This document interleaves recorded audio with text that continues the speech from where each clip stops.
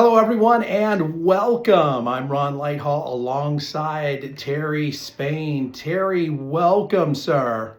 Hey, Ron, I'm excited, man. Thank you. Thank you. This is going to be an amazing podcast. Most important, it's going to be an amazing UFL season, especially for the Orlando Storm. So, we are in our temporary settings right now. I'm here at my home studio, Studio R, and you're there at your home studio. We have exciting news about production and what dynamic product we're going to be bringing to the Storm fans and Central Florida. Tell us about our wonderful venue that you were able to secure and how excited you and I are about bringing this with our sponsor, ZOA, coming on board. ZOA Energy Drink, the official energy drink of the UFL, and their sponsorship with us. But we're also going to be right there in the heart of Orlando. So tell us about our new facilities. Yeah, as you could tell, the smile on my face, I'm extremely excited about us being able to partner with Tom's Watch Bar, which is probably it's a huge sports bar here in the Orlando area. And we were just grateful that they wanted to partner with us. And like I mentioned before, we're going to have all of our pregame uh, shows that's going to be there. And they were excited to have us there. And they're excited about the UFL and all the things that come, all the sports that are in the Orlando area. And we're going to be doing all of our pregame shows from Tom's Watch Bar to get everybody excited about the Orlando Storm. As you can see, we've already been excited and got our gear ready. And it's going to be a great partnership, and I'm excited, and Ron's excited, and this is going to be one heck of a show, and to provide all the information for you all things Orlando Storm. So the ending of last year, there's been some changes. There's three teams that have moved locations. The UFL still is solid with 8 teams, three expansion teams. One of those, of course, being the Orlando Storm, right here in the city beautiful Orlando, Florida. So much excitement going on about that. You had an opportunity at the end of last year to get a little insight about the growth and some of the movement. Tell us about some of the people you spoke to and about the growth and excitement that is coming this year for the UFL. Yeah, what a win for the UFL. As you mentioned before, during the UFL championship, while I'm posting my towel here, I had an opportunity to interview two key people in regards to the expansion of the UFL. The first person I had an opportunity to interview was Danny Garcia. She's one of the owners of the UFL, and Mr. Russ Brandon, who's the CEO of UFL. And one of my questions to them was, what does the UFL looks like in the next few years? And you can just kind of see the excitement on their faces as they didn't let the cat out the bag now, but as the following year has happened, you can see that there's been a lot of great changes, and it's a win because you're bringing the Orlando team back here. A lot of people were disappointed when the Guardians at that time left, and now we have the opportunity to bring the Storm, and it's all about support. We're going to have to support this team and get behind not only this team but all of the UFL because it plays a pivotal role in football, in particular in spring football. And you talk about what goes on behind the scenes. This is a never-ending. It's a machine that runs. As soon as last season ended, they were immediately on the ground, making the necessary movements and getting ready for expansion and making sure that the league's success moves forward. They moved the hub of operations from Birmingham to Arlington there in Texas. So they have that kind of central hub and they're looking for growth further out for the UFL.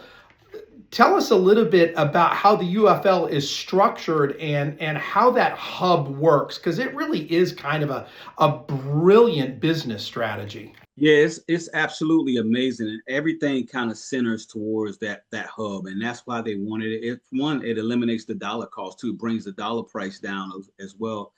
But what an amazing move that they done when they had an opportunity to display their headquarters in Arlington, and they were really excited about that. The whole UFL team, the whole UFL staff was excited about bringing that particular team down to particular UFL down to Arlington, and it was just an amazing. It made business. It was a business sense, and it actually is a good thing And everyone's excited about it. I'm excited about it. When they made the move, I knew, and I kind of, envisioned some of the things that they were looking to do with the UFL, and it's been working amazingly. And a lot of people have benefited. And when I say people, I just don't mean just the staff. I'm talking about players. It's definitely bringing a lot of excitement to the Orlando area, and we have to back this team up as much as we can because, as I mentioned to you before, I had an opportunity to cover the UFL for a few years. And I went to a St. Louis Battlehawks game, and they had over 30,000 people plus in that stadium, in that dome. And the pure excitement that they had there was what we need to bring in Orlando and all the other teams as well. But we're concentrating on the Orlando Storms, as we talked about before. And so we can bring that number down here to Orlando, and we can because we have the fan base for it. That will be an exciting move, but it would be great for us to just kind of broadcast and do our thing from out of Tom's Watch Bar, and doing the home games. We'll be broadcasting live from the stadium here in Orlando. And we get the 2026 season kicked off on March 27th, 8 p.m. on Fox Networks, where we are going to see the established three-time champions, twice with the USFL in 22 and 23, once in 24 with the UFL. The Birmingham Stallions are on the road at the new expansion team, the Louisville Kings. I like this matchup, Terry. A.J. McCarron is going to be at the helm for the Birmingham Stallions. He's going up against a local hero who played for the Louisville Cardinals, Chris Redman, who is going to be the head coach of the Louisville Kings. Tell us about this first game we're going to see March 27th. Yeah, there's a lot of pressure on this game because everybody's going to be watching it, kicking it off. Birmingham's been in this situation before. They've won a few of the championships with both prospective leagues, and this is a good way to kick it off because they have earned the right in some aspects to kick off the season, and I'm excited about it. And then they have one of the players that I'm excited to see for the Louisville Kings is Eric Guerrera. He's a cornerback out of Mobile, Alabama, but he played with the Tennessee Titans at one time. We're going to see some great talent coming out of the UFL. A number of players that have gone on to the pros, including in some clutch positions. There are teams that can lose a player and need some battle ready players. We're seeing that this season with the Denver Broncos. Tell us about the opportunity these guys are getting to go to the next level, if you will. An amazing opportunity. Some of these young men, and I say young because I'm a little seasoned. I'm not going to say old. I'm seasoned. Some of these young men have had an opportunity to play in the NFL previously, and now they're trying to get their way back into the NFL. And some of these young men have never played, and they're trying to make a name for themselves. But what a great partnership that the NFL and the UFL have, because there's been a lot of players, I think well over 40, that has transitioned from the UFL and were on NFL rosters last year. This is a great opportunity for these players to get that second look. And I'm excited about everything that is happening with the UFL transitioning and helping out. I wouldn't say helping out, but transitioning and getting these exposures for these young men to play in the NFL. That brings us to our next game. You talk about the impact and the relationship of the NFL. Rams legend Ricky Proehl is now the head coach for the St. Louis Battlehawks. And of course, they're going to be at home. They have an exciting fan base, one of the largest. They are in that entertainment starved city of St. Louis as far as football goes. And they are going to be hosting the DC Defenders. So two teams, you're going to see a great matchup of existing teams that were not part of that expansion. And DC is coached by Shannon Harris. This game right here, I really like. This is going to be on the 28th at 4 p.m., another nationally broadcast game. This is where you're going to see the audience excitement and the fan participation, because St. Louis really brings it for the UFL. Yeah, they definitely bring it. This is the game that I actually have circled all around my calendar because a lot of people want to see this matchup in the UFL championship at one time. Both twice the UFL championship has been played in St. Louis, and St. Louis have not had an opportunity to play in that stadium. But Coach Harris is a great coach. They won the UFL championship last year, so it's great that they're able to display on a field with such as the UFL. I mean, such as the St. Louis Battlehawks, and they're going to bring it because this game is going to probably be the most watched game because a lot of people are expecting these two teams to be in the championship. And you talk about that, the fans wanted to see that matchup. On opening weekend, we're going to see an instant rivalry as the Houston Gamblers are on the road with the Dallas Renegades. The Houston Gamblers, they're going to call this the Battle for Texas, an interstate rivalry. Houston has been rebranded from the Roughnecks back to their USFL moniker of the Gamblers. Of course, they come out with the new look, the new uniforms, the Texas outline with the letter G. They're excited about this team. Their head coach, Kevin Sumlin, is at the helm, and he's going to be going up against Rick Neuheisel, who had immense college success in both UCLA and Washington, and he is going to be at the helm for Dallas. And Dallas is hosting this event, and of course, this is right in the backyard of the UFL headquarters. Yeah, I'm going to sit back and watch this game. They're gonna duke each other out the whole entire game because everyone wants to stand out. Both of these teams want to stand out as it relates to Texas and represent Texas. So I'm just going to sit back and watch these two Texas teams duke it out, and it's going to be a great game. And that game, of course, is on March 28th. That is the 8 o'clock game. That is on Fox as well. That's going to bring us up to our game of the week, the one you and I are most excited for, the real kickoff, the reason we're doing this right here in our beloved Sunshine State, more specifically right here in Central Florida. The Orlando Storm get a home opener playing against another expansion team, the Columbus Aviators. Terry, let's talk about excitement. I can come up with another word. I would maybe exuberant, maybe I'm just going to think of some words because I am very excited about this game.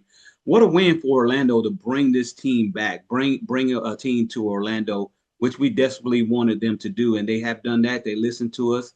And we're excited about this, and it's going to be played in a different location. Last year, it was played in the last time they played, they were in Camping World. Now we're going to be in Enter & Co.